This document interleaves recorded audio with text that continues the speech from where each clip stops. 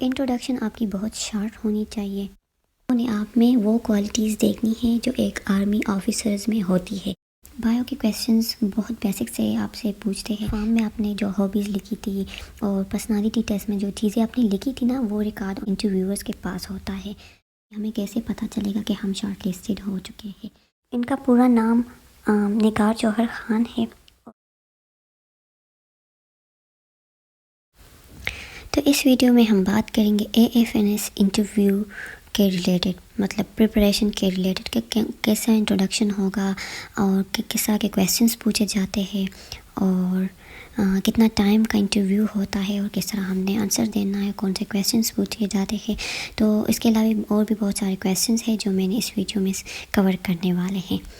तो सबसे पहले हम बात करेंगे इंट्रोडक्शन की, कि आपने इंट्रोडक्शन किस तरह देना है, इसमें कौन सी चीज़ें आपने ऐड करनी है अपनी इंट्रोडक्शन में और कितना टाइम का आपका इंट्रोडक्शन होना चाहिए। तो इंट्रोडक्शन में आपका अपना नेम हो गया, फादर नेम हो गया और फादर क्या करते हैं वो भी आप ऐड कर सकते हैं, और आप कहाँ से बिलोंग करते हैं, आपकी विलेज और सिटी का नेम, ये हो गया।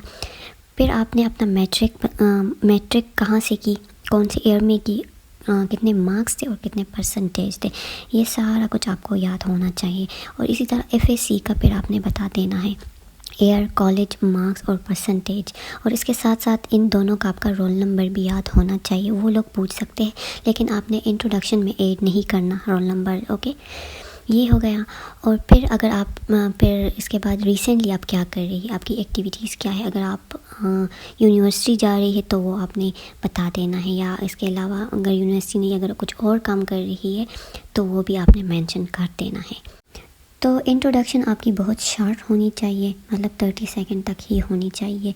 उनको बोर नहीं करना अपने इंट्रोडक्शन से, क्योंकि एक ह्यूमन साइकोलॉजी भी है कि 30 सेकंड में दूसरा बंदा आपको पहचान जाता है कि आप किस टाइप के बंदे हैं। तो उनको आपने बोर नहीं करना इस 30 सेकंड में, और बहुत कॉन्फिडेंट होकर आपने अपनी इंट्रोडक्शन देनी है। सबसे बेस्ट आपने इसमें देना है अपनी। तो अगर आपकी इंट्रोडक्शन अच्छी हो गई, इंटरेस्टिंग हो गई, तो फिर लोगों को भी मज़ा आएगा आपसे बात करने में। ठीक हो गया। इंटरव्यू में सबसे इम्पोर्टेंट और जो टाइम मैटर करता है वो इंटरव्यू का फर्स्ट 30 सेकंड ही है, जिसमें आपने अपनी इंट्रोडक्शन देनी होती है। तो अपने कॉन्फिडेंट को आपने मेंटेन रखना है, लूज़ नहीं करना। जब कॉन्फिडेंट होगी तो आपकी आई कांटेक्ट मेंटेन रहेगी उनके साथ, और आपकी बॉडी लैंग्वेज भी ठीक होगा। मतलब आपने बॉडी को ज़्यादा मूव नहीं करना, हैंड्स को आपने ज़्यादा मूवमेंट में नहीं लेके आना। आपने बहुत कॉन्फिडेंट स्ट्रेट होकर आपने बैठना है, ओके। और वहाँ फाइनल में मतलब इंटरव्यू जो आपके सामने होंगे, तो जिसने आपसे क्वेश्चंस की है, ओके, जो क्वेश्चन कर रहा है आपसे, तो ज़्यादा आई कांटेक्ट आपने उनके साथ रखना है।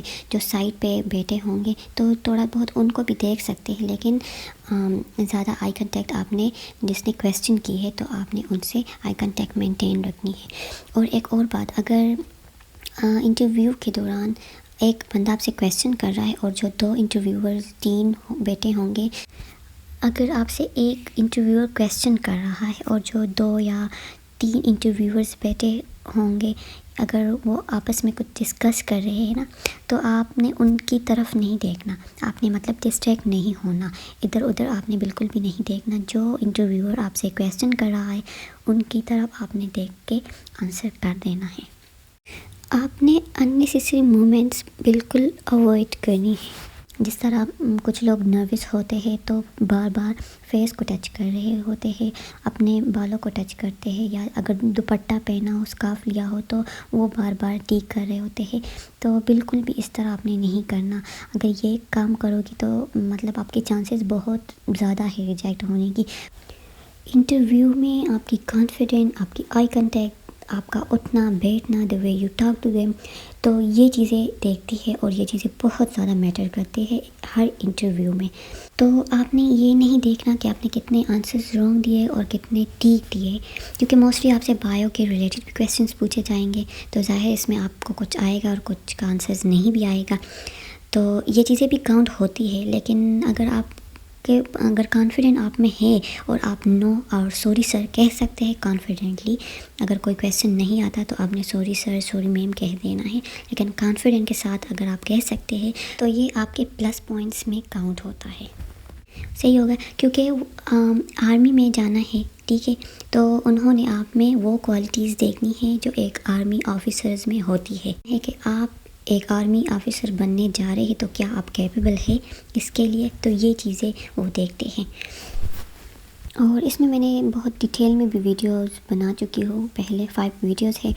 तो आपने AFNS गाइडलाइन में जाना है, फिर यहाँ पर प्लेलिस्ट में आपने क्लिक करना है और ये 5 वीडियोस है, तो ये आप देख लें। तो इसमें भी मैंने बहुत कुछ बताया है डिटेल में, तो ये भी आप देख सकते हैं। और इस वीडियो में भी मैं कोशिश करती हूँ कि मैं बहुत कुछ ऐड भी करने वाली हूँ और डिटेल से आपको समझा सकूँ। ओके, तो इंट्रोडक्शन के अलावा भी एक्स्ट्रा जो क्वेश्चंस होंगे मतलब वो भी आपसे ही रिलेटेड होंगे, जिसमें फादर सैलरी होगी, आपकी नेम मीनिंग हो गया, आपकी एज इन डेज़ हो गई। एज इन डेज़ मतलब किस तरह, मतलब आपको पता होना चाहिए कि आप कितने ईयर्स, कितने मंथ्स और कितने डेज़ की हो। ओके, ये आपको पता होना चाहिए। आपकी हाइट आपको पता होना चाहिए, फिर सेंटीमीटर में भी आपको पता होना चाहिए। वेट आपको पाउंड में होना पता चाहिए कि कितना है। और इसके अलावा आपकी कास्ट हो गई, सेक्ट हो गई, आपकी गुड एंड बैड क्वालिटीज़ आपको पता होना चाहिए। मतलब 3 अगर आप बता दें तो बस ठीक है। 3 आपने बैड क्वालिटीज़ और 3 गुड क्वालिटीज़ आपने बता देनी है। फिर अगर सिबलिंग्स भी हो गई, ये सिबलिंग्स भी आप इंट्रोडक्शन में ऐड कर सकते हैं कि आपके कितने बहन भाई है।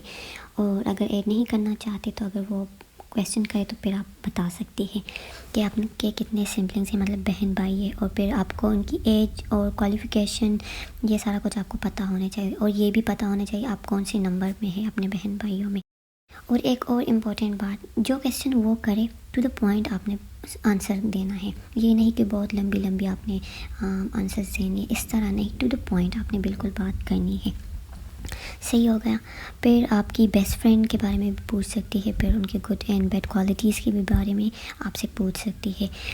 और फेवरेट पर्सनालिटी आपकी कौन सी है, रीज़न भी आपको पता होने चाहिए। ओके, बिना लॉजिक के आपने कोई भी बात नहीं चाहिए, मतलब आप चीट नहीं कर सकते उन लोगों के, आप बस जो भी आपके दिल में आए और आप बोल लें, नहीं ऐसा नहीं होगा। तो जो आपने फॉर्म और जो आपने पर्सनालिटी टेस्ट दिया था इनिशियल में, तो वो चीज़ें ये नहीं है कि आपने वो फिल की और आपने टेस्ट दे दिया और बात ख़त्म, नहीं, बात या वहाँ से शुरू होती है।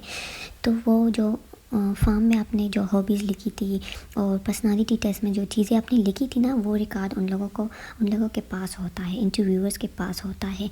तो ये चीज़ें आपने माइंड में रखनी है कि ये ना कि आपने फॉर्म में कुछ लिखा हो हॉबीज़ में, मतलब आपने बुक रीडिंग और कुछ लिखा था और यहाँ कुछ और बता रही है, और पर्सनालिटी टेस्ट में भी आपने कुछ और लिखा था और यहाँ कुछ और। तो अगर आप मैच नहीं कर रहे हैं ना अपनी फॉर्म और पर्सनालिटी टेस्ट से, तो मतलब आप कहीं पे चीट नहीं कर सकते किसी भी तरह से आपने। तो यहाँ पर मैं आपको एक एग्जांपल से समझाना चाहूँगी। जिस तरह एक कैंडिडेट थी, तो उन्होंने अपने फॉर्म में, रजिस्ट्रेशन फॉर्म में हॉबीज़ में क्रिकेट लिखा था। तो इंटरव्यू में तो ख़ास उन्होंने नहीं पूछा, लेकिन जब उनकी फाइनल मेडिकल थी ना, तो उसमें पर्सनल जो साइकोलॉजी टेस्ट था, तो उसमें फिर उनसे पूछा गया कि आप क्रिकेट में इंटरेस्टेड है, तो आप हमें बताएं कि अभी जो T20 मैचेस चल रही है, तो इसमें फ़लाना प्लेयर ने कितने स्कोर किया था या फ़लाना प्लेयर ने कितने विकेट्स लिए है। तो फिर इस तरह आपसे क्वेश्चन भी पूछे जाएंगे। एक और एग्जांपल से समझाती हूँ। अगर आप बुक रीडिंग लिख देते हैं हॉबीज़ में, ओके, तो फिर आपसे ये भी पूछा जाएगा कि आप अभी कौन सा बुक रीड कर, या लास्ट टाइम कौन सा बुक आपने रीड किया था, या ऑथर का क्या नाम था। तो इस तरह क्वेश्चंस आपसे पूछे जाएंगे। तो ये कुछ इम्पोर्टेंट बातें हैं जो आपने ये माइंड में रखनी है। फिर आपकी जो सबसे इम्पोर्टेंट एक और क्वेश्चन है, ये मस्ट पूछते कि आप आर्मी क्यों ज्वाइन करना चाहती है।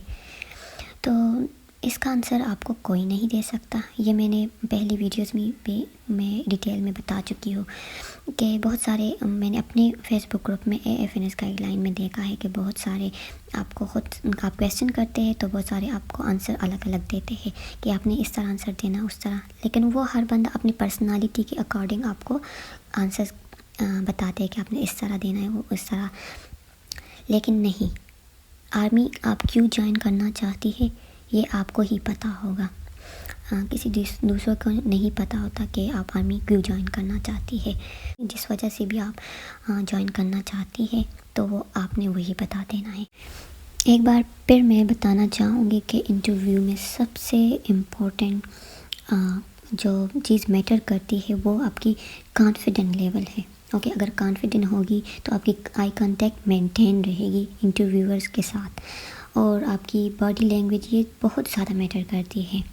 प्रिपरेशन पे ना जाए क्योंकि प्रिपरेशन इंटरव्यू 3 to 4 मिनट्स का ही होता है, तो इसमें इतना ज़्यादा कुछ नहीं होता, लेकिन आपकी कॉन्फिडेंस बहुत ज़्यादा मैटर करता है।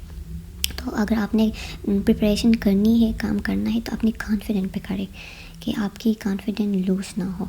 इसको मेंटेन किस तरह रखना है ये 3, 4 या 5 मिनट्स इंटरव्यू में, और ऑनेस्ट होकर आपने इंटरव्यू देनी है।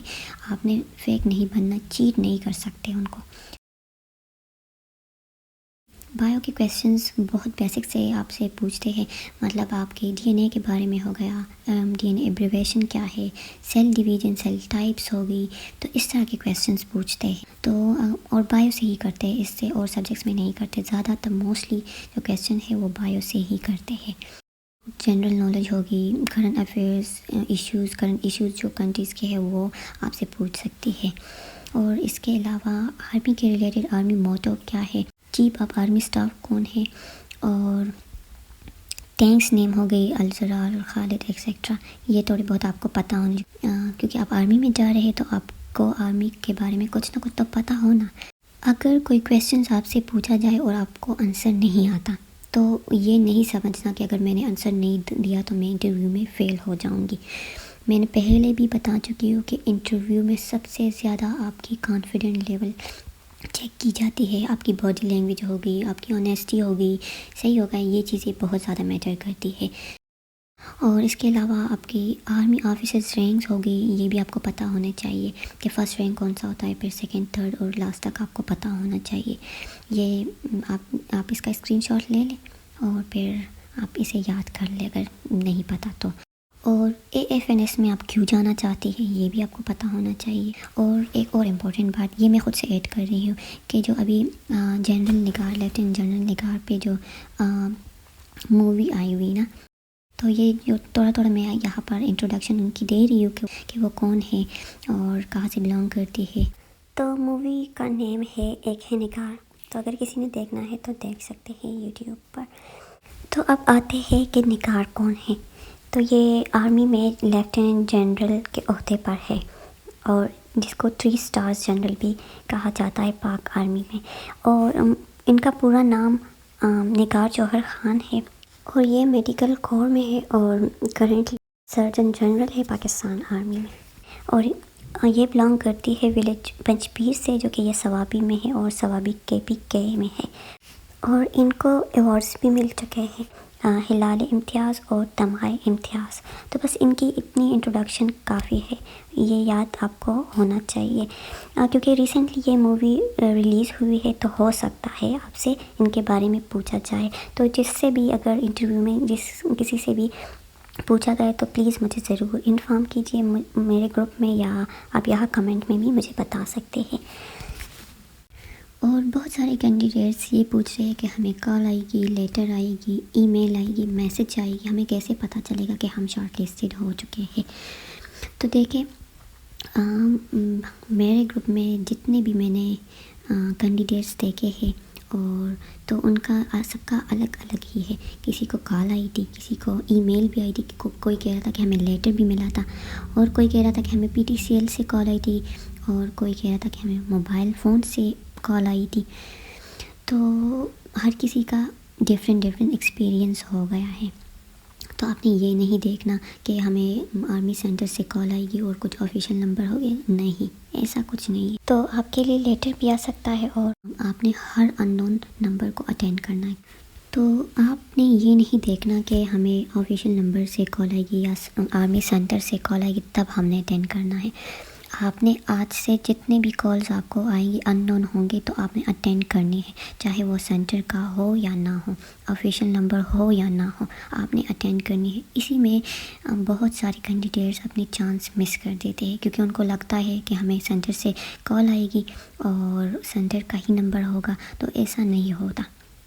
सही है, हर सेंटर का अलग अलग है। कोई सेंटर पीटी सेल यूज़ करते हैं कॉल्स के लिए और कोई मोबाइल नंबर यूज़ करते हैं। तो इसको आपने नहीं देखना कि ऑफिशियल नंबर होगी तब हमने अटेंड करना है, आपने हर नंबर को अटेंड करना है।